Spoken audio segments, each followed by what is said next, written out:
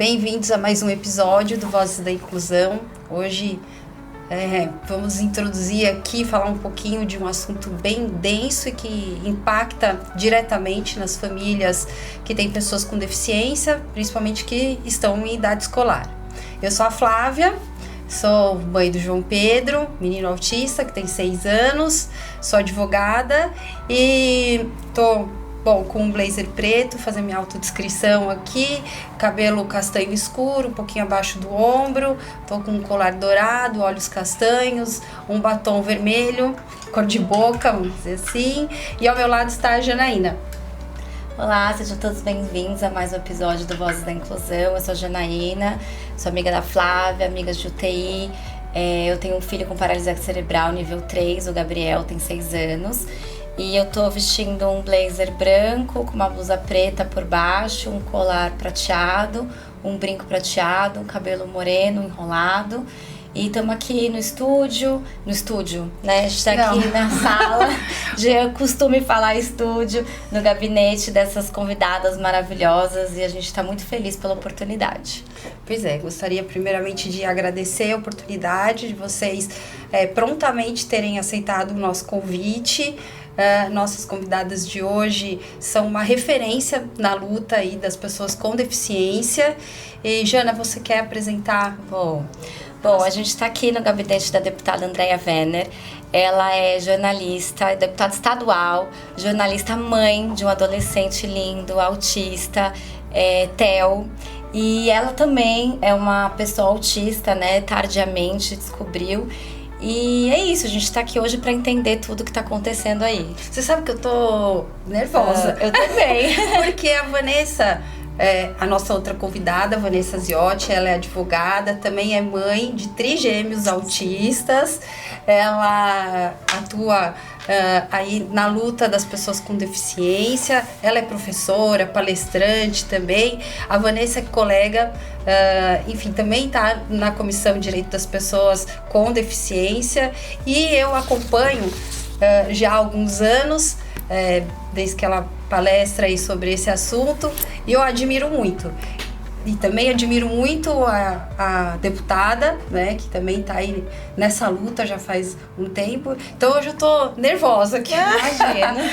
E, bom, eu acho que é isso. É isso. Obrigada pela presença, sejam bem-vindas. Imagina, gente, obrigada pelo convite. A gente que agradece. Então vamos lá. Vamos. Olha só, Gina, pode começar. Deputada, você é uma figura pública, né? Você tá aí engajada nas redes sociais. Parece que eu já te conhecia antes, porque a gente, é isso que eu estava falando antes dos bastidores, né? A gente se aproxima com seus conteúdos, né? Você posta, tá ali falando diretamente com as mães, lutando pelos nossos direitos, tá aqui engajada mesmo, assim, pra fazer jus a esses direitos. Conta um pouquinho pra gente como que começou, como que foi essa sua jornada, com você mesmo, com a sua descoberta, né, tardiamente, com seu filho. Em 1800. Deixa eu me descrever primeiro, eu tenho 49, vou fazer 50, né, falta um mês pra fazer 50. Pele branca, olhos castanhos, tô com cabelos castanhos. Hoje eu fiz umas ondas, mas já alisou, gente. Até os ombros e uma blusa marrom e acessórios dourados. Nossa, parece que faz tanto tempo. Em 2010, o Theo foi diagnosticado com autismo, aos 2 aninhos. Ele estava para fazer 2 aninhos. Depois de um relatório da escola, pedindo que a gente fizesse uma avaliação neurológica. Ele foi um bebê que se desenvolveu de forma aparentemente típica, adquiriu muitos marcos do desenvolvimento, mas perto do 1º aninho ele desaprendeu. Eu e o pai éramos pais de primeira viagem, a gente não notou nada, também os 2 neurodivergentes, então eu tenho essa hipótese hoje em dia que as crianças da família são assim, a gente não achava nada demais, né? Então, o diagnóstico do Theo, na época eu trabalhava em multinacional, eu sempre, desde que eu vim para São Paulo em 2001, era isso que eu fazia. Parei de trabalhar para acompanhar o Theo. Foi um período muito difícil, porque eu, como milhões de outras mães, nunca imaginei que eu ia ter um filho com deficiência, né? Idealizei demais esse bebê, o meu sonho era ser mãe, então foi muito difícil. E eu parei de trabalhar, comecei a acompanhar ele nas terapias. E aí, em janeiro de 2012, eu comecei um blog para ocupar a cabeça. Dei o nome de Lagarta Vira Pupa, que era uma musiquinha do Cocoricó que ele gostava muito. comecei a falar sobre a vivência, o diagnóstico dele, a maternidade atípica, e aí o milagre do algoritmo aconteceu. O Google começou a achar mães que entravam lá digitando autismo e começou a direcionar todo mundo pro Lagarta, porque é o que tinha, né, na época. E aí essas mães começaram a me achar, começaram a ver que elas não eram as únicas mães de autista no mundo, porque a primeira coisa que vinha em todo e-mail que eu recebia era: graças a Deus, não sou a única mãe de autista no mundo. E começaram a me contar suas vivências, e aí começou o meu despertar político. E eu falo isso, eu sei que as pessoas fazem, mas não é político, hoje em dia é muito visto como fla-flu, né? E o meu despertar político, na verdade, foi de entender como que faltavam políticas públicas para a pessoa me falar que o filho estava há 2 anos numa fila para conseguir um diagnóstico no SUS, ou que o filho tinha uma vez terapia a cada 15 dias em grupo durante meia hora no SUS, ou que os maridos foram embora e a gente descobre que 80% vão embora. Esse tanto de coisa começou a me mostrar que tinha muita coisa errada no final das contas. Como que a escola podia recusar uma matrícula, dar desculpa na maior cara dura, assim. O Theo teve a primeira recusa de matrícula com 2 anos de idade. E aí, cortando o tempo aí, eu fui virando uma pessoa pública, conhecida, comecei a organizar eventos inclusivos, porque eu via que as mães não tiravam as crianças de casa, aí surgiram os Pupaniques, que virou Carnapupa, publiquei 2 livros, e aí, naturalmente, eu acho que com esse processo de politização e eu ficando uma figura pública, alguns partidos tiveram interesse em 2018 e vieram convites para eu sair para deputada federal. Eu levei um susto na época, porque não foi uma coisa que eu tinha planejado, mas resolvi me aventurar pela primeira vez, né, para ver se fazia sentido isso. Pelo seu filho também, né? Sim, porque eu falei, olha, querendo ou não, a gente não tem ninguém nesses espaços que de fato represente as famílias atípicas, né? E fui, mesmo sem dinheiro, o partido na época que eu tava me deu, sei lá, 21 mil reais pra fazer campanha, para deputado federal isso é zero, zero igual a zero. E só com base nas mães do Lagarta, que já me seguiam, eu já fiz mais de 43 mil votos, fiquei de suplente, o que foi uma baita surpresa. E aí eu entendi que fazia sentido, porque se tantas mães tinham feito esse milagre da multiplicação dos votos, né, é porque de fato estava precisando da representatividade. De voz, né? E aí, mais tarde, em 2022, já em outro partido, que eu entendi que dava mais atenção para a pauta da pessoa com deficiência, eu fui eleita deputada estadual. O Lagarta tinha virado instituto, que na verdade foi até como eu me aproximei da Vanessa. Era um grande coletivo de mães atípicas que se ajudavam para poder multiplicar esse trabalho que eu fiz durante tanto tempo, que era ouvir, acolher, informar. E aí eu fui eleita em outubro de 2022, com 88.820 Olha que maravilhoso. E aí a gente abriu o Gabinete da Inclusão aqui, que acho que é o único gabinete que eu conheço que tem uma equipe só de acolhimento, que é para ouvir as mães, fazer o que eu fazia antes, mas mais estruturado, informar, orientar. E quando a gente recebe denúncias que são mais graves, a gente manda um ofício para uma prefeitura, para o Ministério Público. Então a gente tem uma equipe aqui só para fazer isso. As mães agradecem, né? A gente precisa disso. Uma indica para outra, é uma coisa muito legal. E todas as devolutivas eu fui super bem recebida pela sua equipe de acolhimento, então eu fico assim muito feliz e orgulhosa do trabalho aqui. Legal. Vanessa, e você? Como chegou ao universo da inclusão? A maioria já sabe, mas eu gostaria de contextualizar. Quando eu tive os meninos, né, eles também são crianças que ficaram na UTI neonatal bastante tempo, são prematuros. E quando eles estavam próximos de 1 aninho, eu comecei a notar alguns atrasos com relação à comunicação, interação social. Fui questionar o pediatra disse que não tinha nada demais. E aí quando eu peitei o pediatra, falei, não me parece certo que eles não interajam entre si. Eles pareciam que eles se relacionavam com cadeiras, assim, sabe? Era muito engraçado. Eles pareciam 3 móveis. Eles não escalavam o outro, se trombavam. Era uma coisa muito, muito estranha.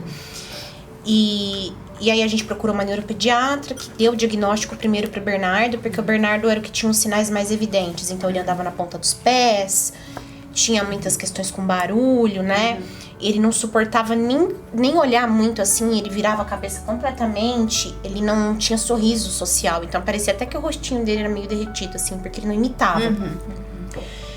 E aí quando veio o diagnóstico do Bernardo, a médica falou assim, olha, eu preciso ver os irmãos, porque a chance de todos serem é muito alta. E aí eu entrei em negação, eu falei, não, imagina, os meninos sorriem, eles são muito espiritados. Eu falei, imagina, a médica tá Tá doida. E quando eu saí do consultório, a gente foi marcar fono, ele tinha 1 ano e meio. E a gente chegou na fono e eu me lembro de falar assim pra pessoa que eu trabalhava, olha, por uns 2, 3 meses eu vou ter que entrar um pouco mais tarde, só até a fono começar a fazer ele falar.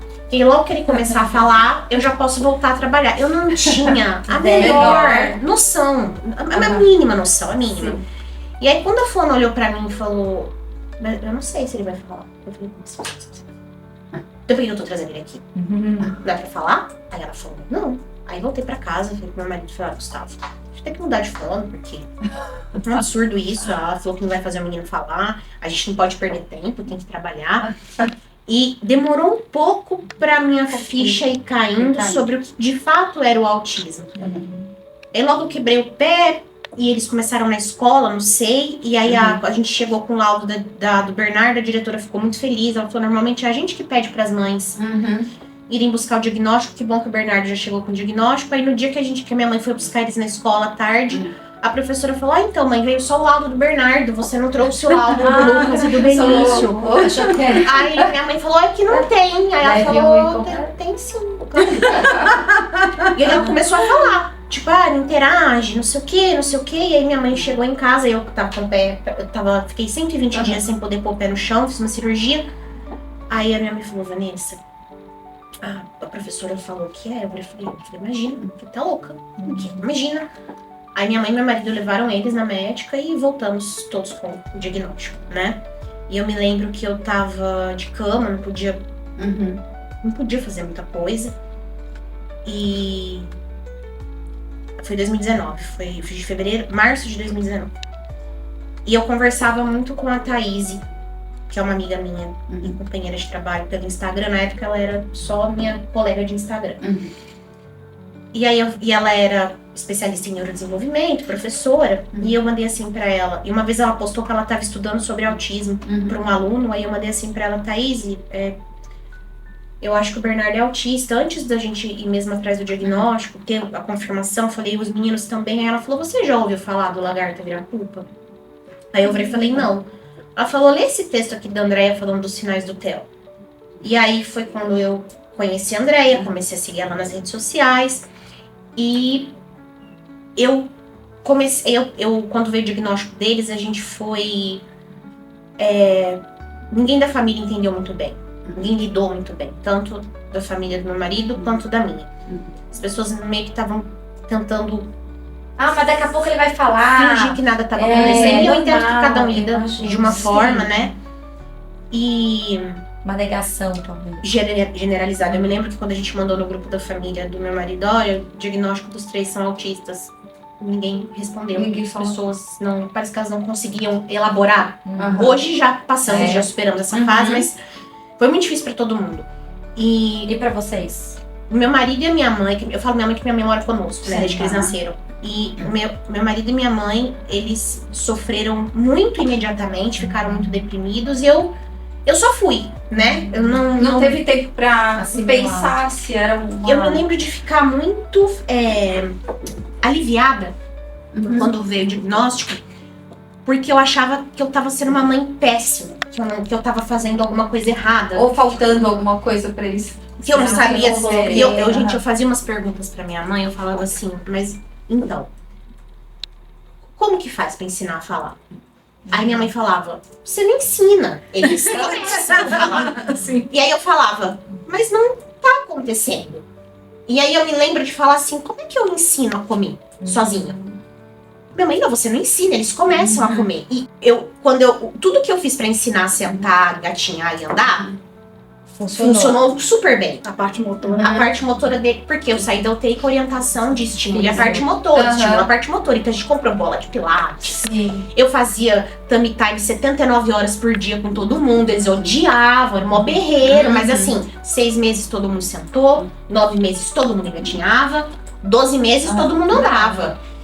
Pronto, fiz a minha parte. Porque eu fui instruída em como estimulá-los. Ninguém nunca falou pra mim, olha, estimula contato visual, estimula fala. A orientação que a gente tem cuide da parte motora. Exato. Então, ninguém falou pra mim, olha, crianças prematuras têm muita chance de ter transtorno de neurodesenvolvimento. Exato. Qualquer um, não só autismo, qualquer Eles transtorno. não falam. Dislexia, TDAH, qualquer coisa, ninguém fala sobre isso. E aí, eu falei assim, bom, se a parte que me mandaram fazer eu tô fazendo, a outra parte deve vir.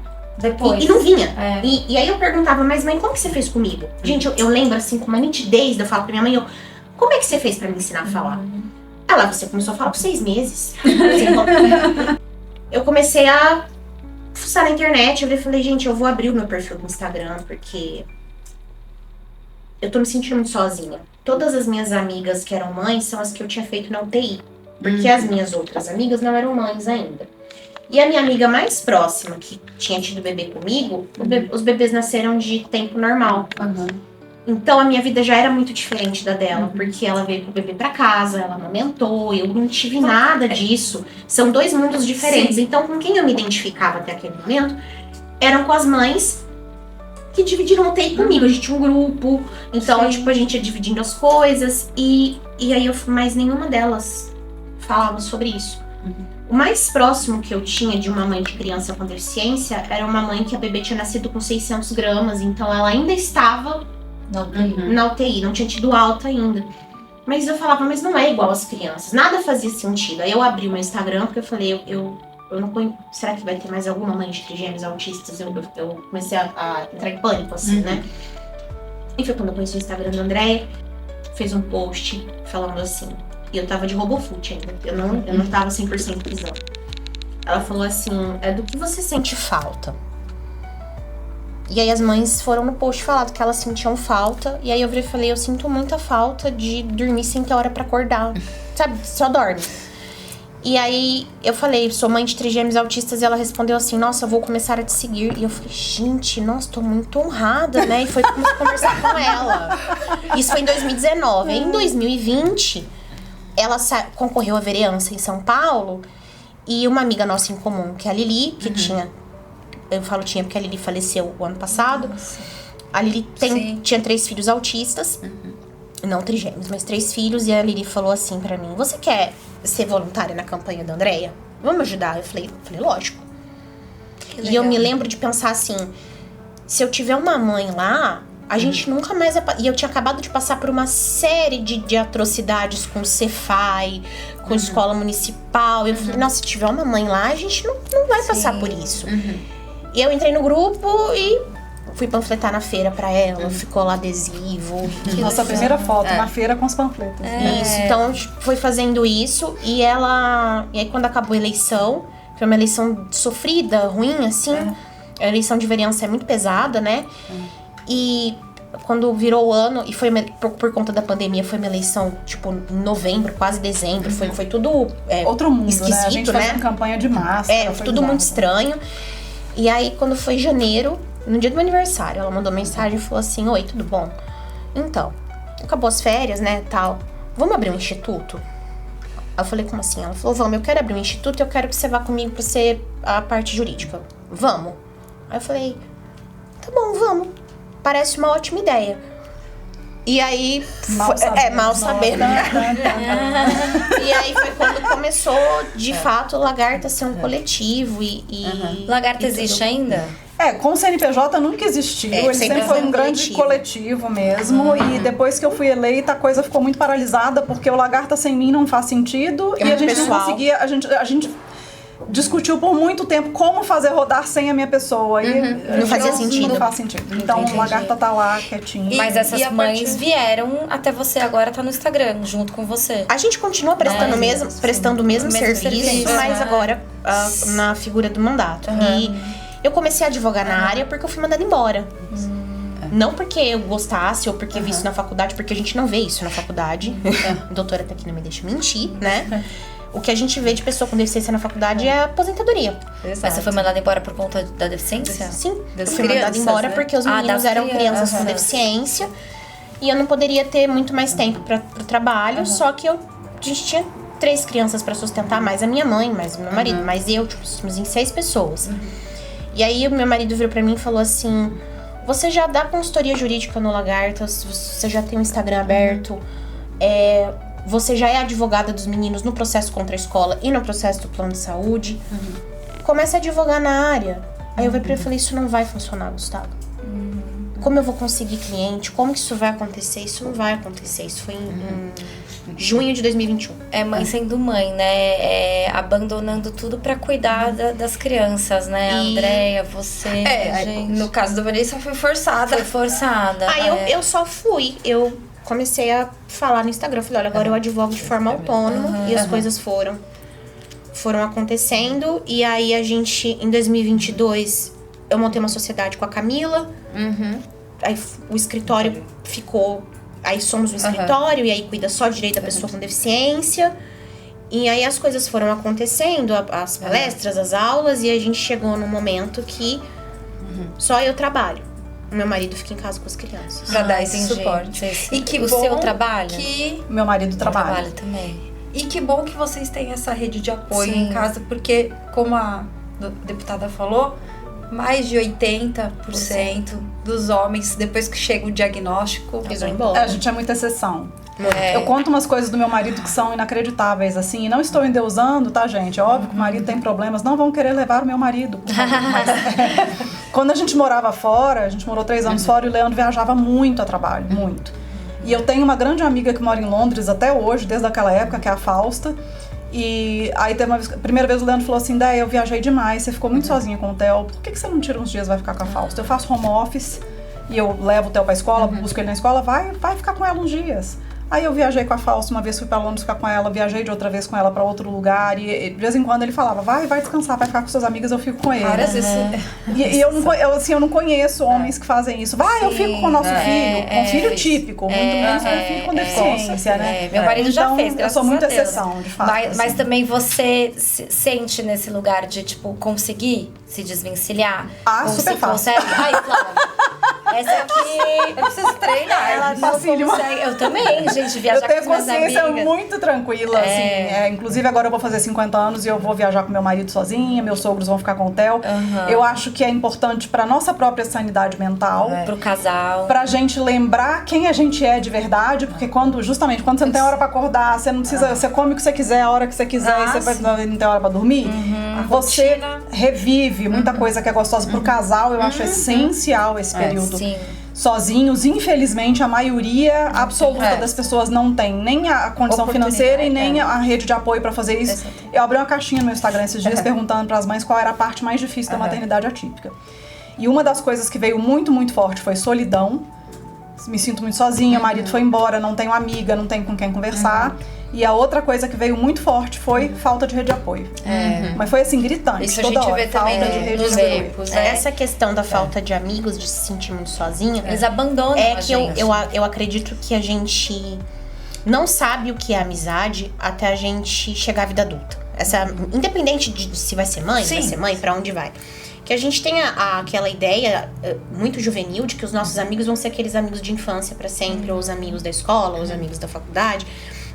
Mas você só vai entender mesmo o que é amizade quando você chega na vida adulta. Que não tem tempo mais pra nada. Principalmente se você não segue um fluxo muito comum, que é, por exemplo, morei com os meus pais, eu só saí de casa quando eu me casei. Que não foi meu caso. Eu fui morar sozinha. E aí você começa a entender como é que é você ser um ser humano sozinho no mundo. E que como a sua vida é muito diferente daquela sua amiga que ainda mora com os pais. Que aí você tem a mesma idade, vocês têm a mesma profissão, vocês fizeram a mesma faculdade, mas ela Seguiu outro caminho. E aí você começa a pensar que existem algumas diferenças entre vocês que são inconciliáveis. Que não é Você não tem a mesma disposição, né? Vamos na pizzaria, vamos tomar um chopp, o buraco que você tem. ainda mais embaixo. Eu acho que é nessa hora que você entende se de fato vai te agregar algo. você era amiga daquela pessoa mesmo. Combinar com a pessoa pra sair pra balada, Sim, beijar na boca, dançar. coisa. É muito fácil. Isso é fácil, Agora, cara. você dividir a vida assim, você dividir com alguém que Os seus problemas também reais. precisa trabalhar pra pagar conta. Também tem que acordar cedo. Se não acorda e não pega o ônibus e não vai trabalhar, não come no fim do mês. Isso já vai dividindo.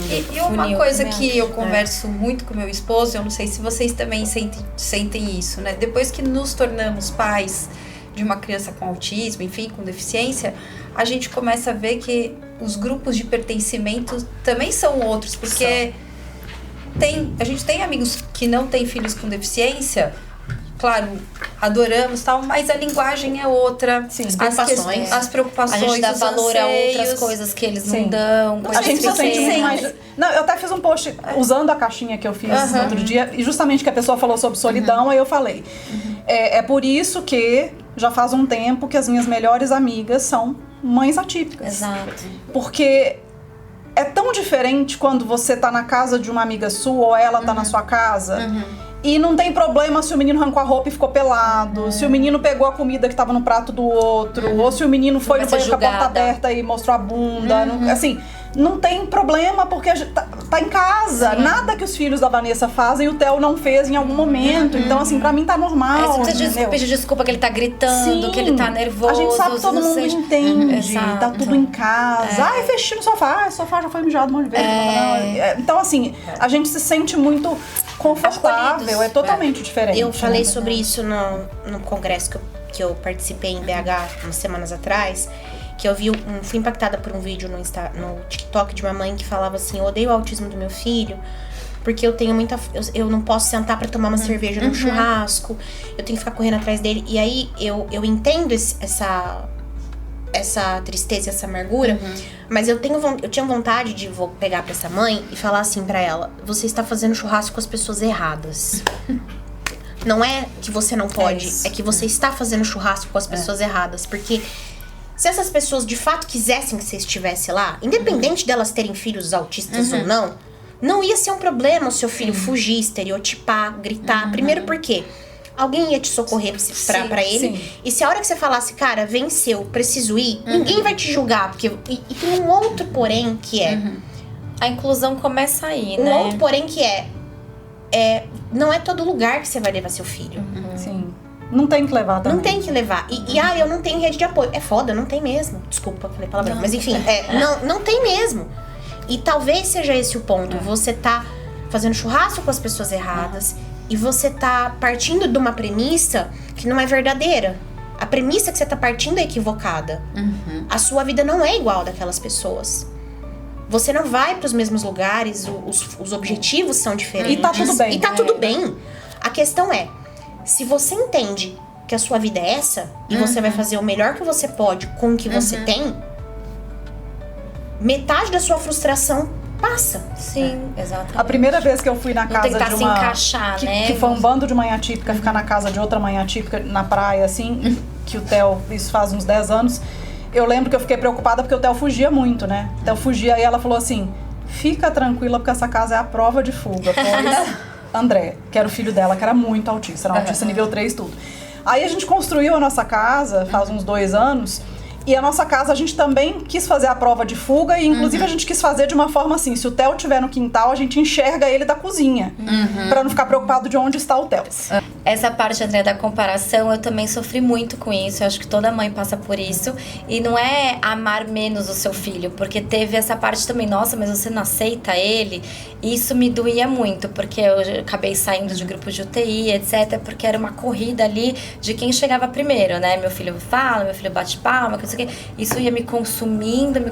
Eu só, em vez de brincar com ele, eu analisava ele e falava assim: meu Deus, e agora? Quando que ele vai falar? Quando que ele vai andar? Quando que ele vai rolar? E não acontecia.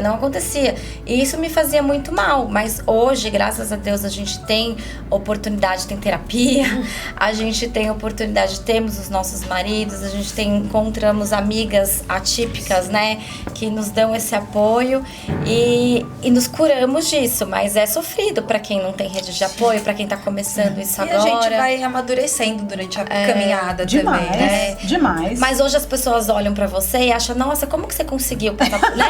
Porque vê uma... Como se fosse assim, né? Vê, Sim. tipo, a deputada, Andrea Werner, aí você fala assim: nossa, mas ela nunca sofreu. Ela nunca... Quem começou a me seguir agora... Eu sempre falo isso, porque volta e meia, se eu posto uma foto do Theo na praia, sozinho no mar... feliz, ou num restaurante que tinha, vai alguém que chegou há pouco tempo e fala: nossa, o meu filho não fica assim, porque eu tenho que ficar correndo atrás dele, pipipi, pipipi, popopó. E aí eu sempre falo assim, tem aquela música: você não sabe o quanto eu caminhei. Quantos anos assim, que a gente ia pra praia e ficava eu e meu marido se revezando quem vai correr atrás dele. Porque ele não ficava sentado. Restaurante, a gente pegava a mesa da quina pra poder ficar um aqui. Vamos fingir que ele sentou ali, ó. Aí sentava um aqui e outro aqui, pra ele não ter pra onde fugir. Exato. Né? Então foram anos assim. E essa maturidade que eu tenho agora também, eu não tive sempre, gente. Eu me comparei com o filho dos outros. Eu lembro que teve um episódio. Você teve o luto de diagnóstico, você sofreu. Tive o segundo luto, que foi quando eu descobri que eu percebi que ele não era leve, porque o médico tinha me falado que ele era leve, e foi bem pesado. Teve uma época que tava rolando um desafio no Facebook. Faça esse questionário pro seu filho. Pergunte essas coisas pro seu filho e grave as respostas dele. Eu tava morando fora nessa época, faz uns 10 anos. Tipo trend? Tipo isso. Que não tinha na época, mas era tipo isso. E aí, as mães de autistas começaram a ficar putas. Porque isso é uma falta de empatia com as mães que os filhos não falam e pipipi, popopó. Aí eu postei e eu falei assim, olha gente, como meu filho não fala, eu vou responder como eu acho que ele responderia, tá? E respondi umas coisas e continuou o amargor tão grande que eu lembro que eu gravei um vídeo sobre amargura. Falei, gente, a gente não pode ficar amarga por causa do diagnóstico dos nossos filhos.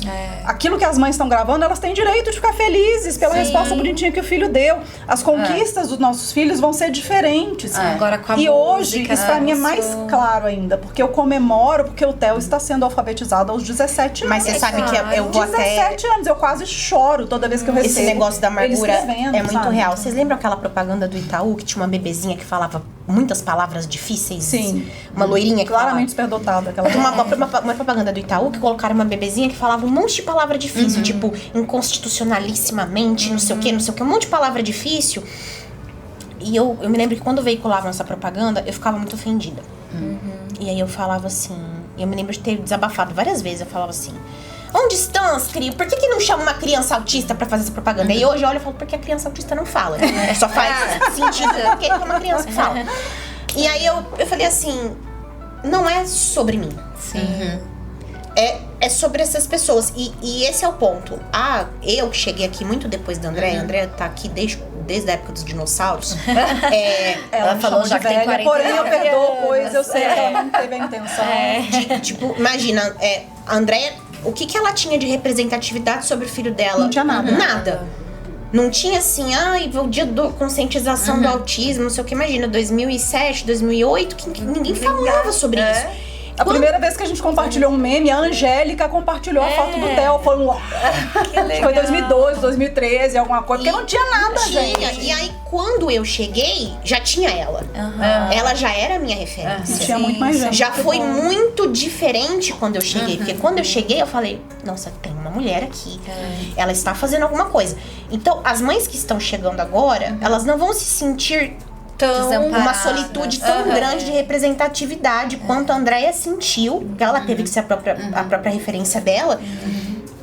E eu senti um pouco também, porque mesmo nós sendo mães atípicas e mulheres autistas, a nossa maternidade é absolutamente diferente. Vamos falar então sobre isso, E até, na verdade, esse é o nosso propósito, né, gerando vozes das pessoas também encontrarem uma rede de apoio, se identificarem, né? Um acolhimento, porque é difícil a gente enfrentar o mundo sem referências. Isso que a Andréia falou, quando ela chegou, não existia isso. E aí hoje, né, vocês são referências, a gente traz outras famílias aqui também pra falar, não estamos sozinhos no mundo, né? O que a gente sente, né, e tudo que a gente relatou aqui, nossa, é tão comum entre as famílias atípicas, então eu acho que isso daí... É por isso que a gente, assim, tudo que a gente faz é com... O nosso propósito são os nossos filhos. Exato, a gente tem o patrocínio, tudo, mas a gente veio muito assim, nós duas, buscar um mundo melhor pra eles, né? Mas eu acho que esse é o objetivo, né, da gente ir atrás, porque se a gente não for abrindo caminho, a gente vai sentir que a comunidade vai ser sempre fechada, pequena e sem referências, né? Então, E como que veio aí o diagnóstico tardio das duas, né? Os maridos também ou só? O meu marido, sim. E o seu também? Não sou autorizada a falar sobre meu marido. Deixa pra lá. Então fale de vocês. O meu veio primeiro, o dela. Primeiro que é da Andréia. Sim. Eu fui fazer uma avaliação porque eu comecei a acompanhar perfis de mulheres autistas adultas e comecei a me identificar.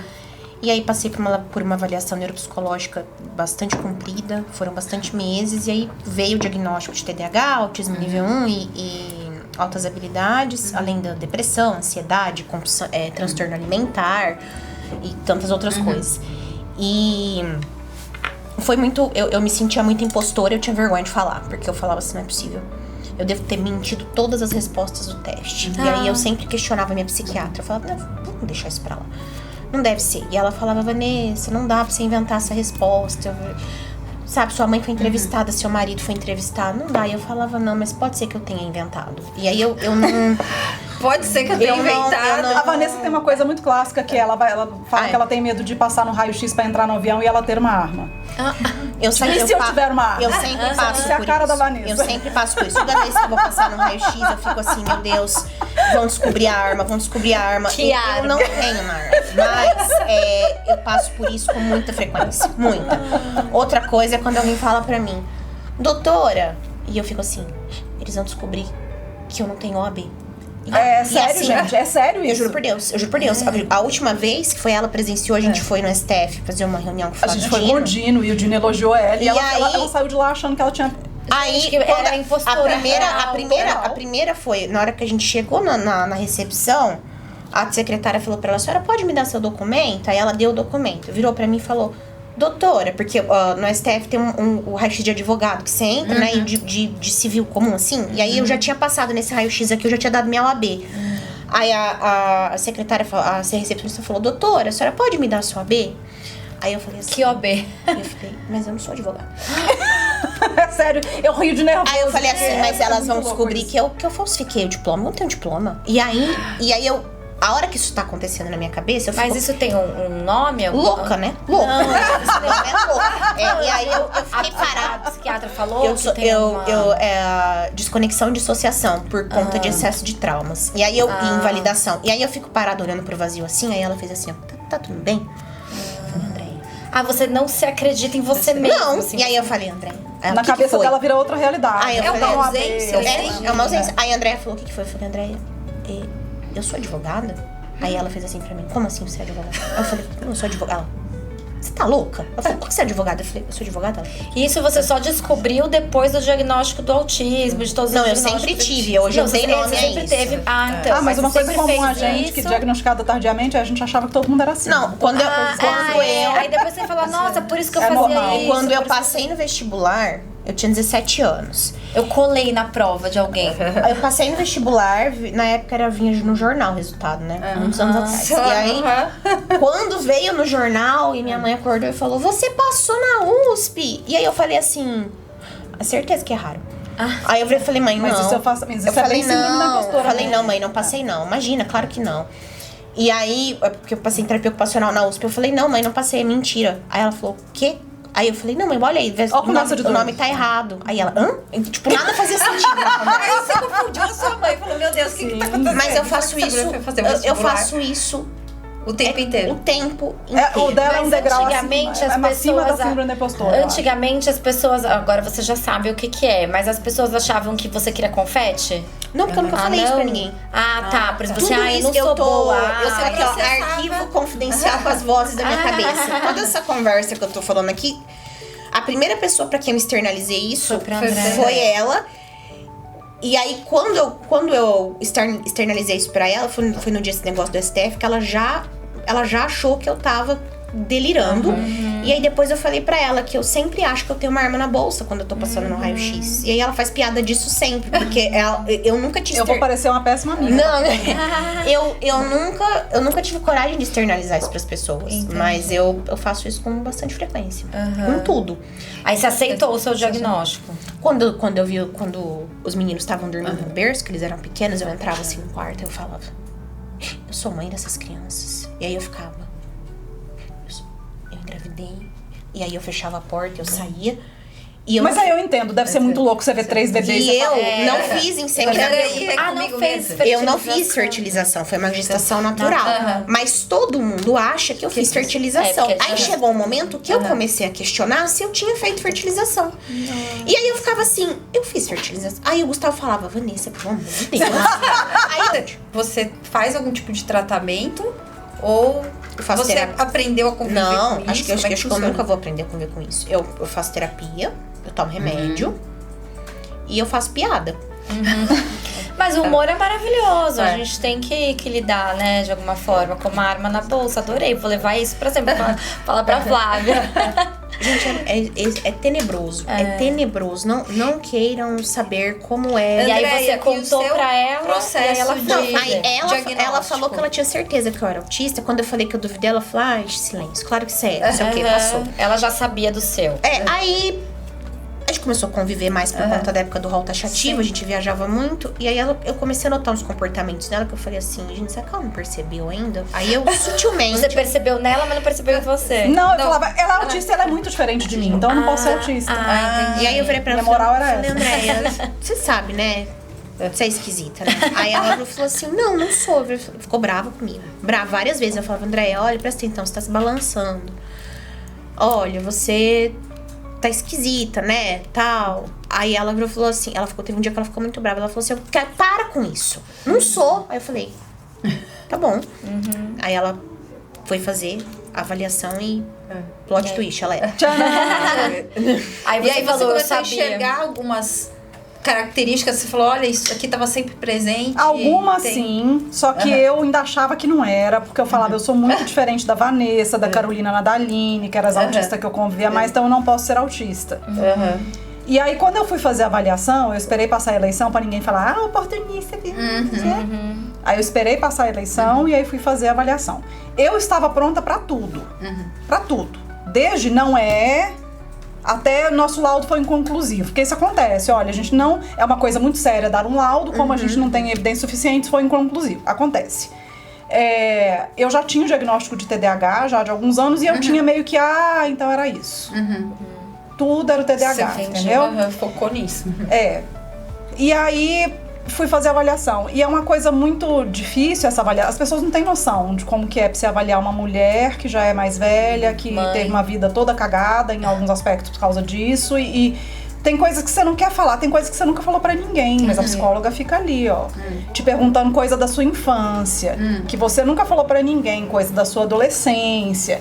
E aí você vai abrindo certas gavetinhas e aí é muito doloroso. Que você já porque... tinha esquecido. Sim, porque assim, não tem como ser diferente. Toda mulher autista diagnosticada tardiamente, ela foi muito, ela sofreu muito a vida inteira. Ela foi excluída na infância, ela foi excluída na adolescência, ela foi abusada psicologicamente, muitas Sofreu vezes bullying, sexualmente também. É um longo histórico de abusos físicos, psicológicos, bullying, que vai gerando outras coisas Que não tinha nome na época, você achava que você eu já era tinha, doida. Que você... Sim, eu sabia que eu não era como as outras pessoas, mas eu achava que isso eu não tenho Era nenhuma uma palavra pra definir característica isso. É tipo sua. assim, eu tenho defeito, eu tenho problema. Eu não sou como as outras pessoas, eu sou quebrada, assim, não tem um jeito melhor de explicar isso. Na pandemia, eu fui diagnosticada com transtorno alimentar, que eu tinha desde a adolescência. Veio o diagnóstico na pandemia, porque foi parar no meu feed um vídeo de um médico que era especializado nisso. E eu falei, nossa, as coisas que ele tá falando. Marquei uma começou a se consulta, identificar. sim, e era. Então já tinha mais um monte de diagnóstico, mas não chegava ao principal. Enfim, aí quando veio a devolutiva dela, eu até gravei, porque eu tenho muita dificuldade de lembrar das coisas que me são faladas, assim. Eu acho que é outro diagnóstico que talvez um dia eu vou ter, que é o TPAC. Mas eu gravei, porque eu falei, depois eu vou esquecer. E eu preciso ouvir de novo com calma pra eu ver se isso faz sentido. E aí, na hora, eu fiquei meio, processando tudo. E aí, depois eu ouvi de novo e eu li o relatório. Ela fez um relatório de 29 páginas. E foi tão detalhado com tudo... que não tinha como eu falar que ela se enganou, sabe? Nos mínimos detalhes, assim. Uma profissional boa, ela não olha só o que você fala, ela olha as suas expressões faciais. Ela olha principalmente o que você não fala, ela conversa com pessoas da sua família e tudo. Ela faz uma análise completa. E ela fez uns testes também. Então, ela me levantou coisas que eu queria chorar, porque eu tive tanto problema no mundo corporativo por causa disso, assim. Ela falou que as minhas expressões faciais não acompanhavam o que deveria estar rolando naquele momento, que é o famoso rir quando devia estar chorando e vice-versa, entendeu? E eu lembro que no mercado no mundo corporativo, que eu vim pra São Paulo também porque eu passei num trainee super concorrido e eu ficava, haha, enganei todo mundo, é assim no impostor.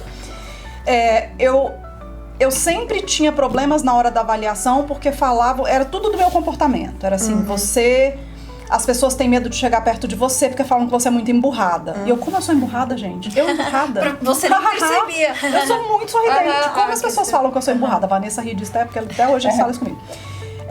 As pessoas falam que você fica de cara feia, que você não conversa com as pessoas que são importantes, que você não interage, pipipi, Todos os meus tudo. feedbacks da empresa eram assim Uma também. fobia Ai, social, você é uma ótima advogada, mas a convivência é um pouco difícil. As pessoas né? têm medo As de pessoas vir têm falar medo. com Vocês você. não E eu, enxergavam isso? não. Não. Na verdade, é toda E era uma falta de noção social. Eu